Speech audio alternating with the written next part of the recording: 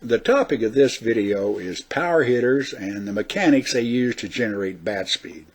I think it's fairly well accepted now that rotational hitters generates more bat speed than linear hitters.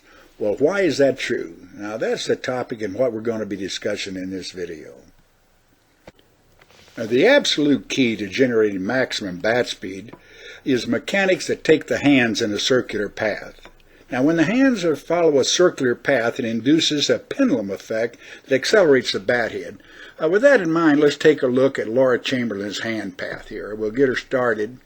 And I want you to notice now that she's keeping that lead elbow at a constant angle and then rotating around a stationary axis. Now, when that occurs, that causes the hands then to rotate in the circular path we see here.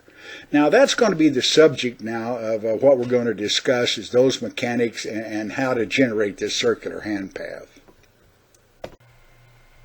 This clip shows a linear instructor using what he calls a trowel drill to keep the hands inside the ball and develop a linear hand path.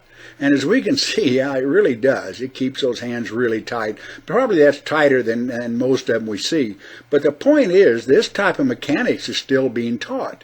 And any straightening out of that hand path that you see there, cutting off the arc of the hand path, is going to greatly reduce bat speed. And that's one of the key differences, as I pointed out, between rotational hitting that takes the hands in the circular path and those instructions that would have the hands follow this type of a hand path. This is a video clip taken from our instructional DVD, The Final Art 2. Here we're using a hinged bat to explain to the student the difference in the bat's reaction from taking the hands in a circular path as compared to driving the hands straight back toward the pitcher. And as you can see, as long as the hands are rotated in a circular path, it causes the bat head to swing around the hands. In this clip, Aaron's been instructed to just drive the hand straight back toward the bag. And as you can see, when the hands follow a straight line, there is no pendulum effect that causes the bat head to want to swing around the hands. The bat head just wants to trail behind the hands. And therefore you generate very little, much less bat speed, I guess I should say, when the hands are driven in a straight path as compared to keeping the hands back and allowing the rotation of the body to rotate them in a circular path.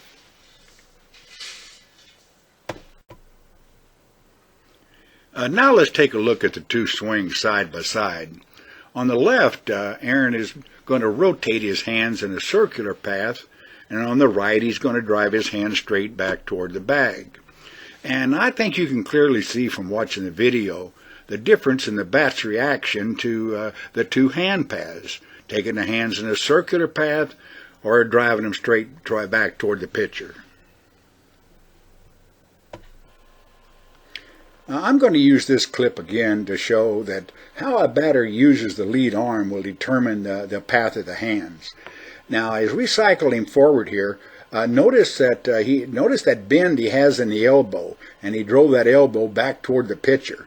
And then notice that right now it's almost completely boxed. And then as he approaches contact, he straightens the arm out. Now that's what creates a straight hand path. Whenever you allow a lead elbow to collapse and then extend out like this, that creates a straight hand path. Now on the other hand, if he would have kept his elbow just as you see it here and simply rotated, keeping the bend in the elbow fixed, that would have created a circular hand path. With that in mind, let's take a look at this next clip of an overhead view of a batter and take a look at their lead arm. This is an overhead view of Stacey Chambers of Arizona hitting a long home run. Now, I've already plotted in her hand path here, so let's cycle her forward here and let you take a look. There she's getting ready to launch, and around comes the swing. Notice how this is following that circular hand path that really generates bat speed. It's like swinging a ball on the end of a rope. Let's back her back up here again and take another look at it. Also notice that Stacy starts off with a fairly a barred arm, or fairly straight here. So it doesn't make any difference if you start with a barred arm or a good sized bend. The key is you don't change that angle as you rotate. And therefore that's what creates this circular hand path that swings the bat around and generates bat speed. This is another clip from our instructional video, and here John is working with a new student on how to develop a circular hand path, and he's going to point out that the most important thing is keep that lead elbow at a constant angle as you rotate to contact here. Alright, and the second thing is as you get ready to rotate, make sure that that back elbow stays at your hip. You don't drive that back elbow underneath. The back elbow should stay back at the side at the hip and then rotate with the body around the contact as you see here. This is Julie's first lesson, and really she's not doing too bad for a first try. This concludes the video, and I hope that it points out the differences between linear and rotational mechanics and the importance of generating a circular hand path.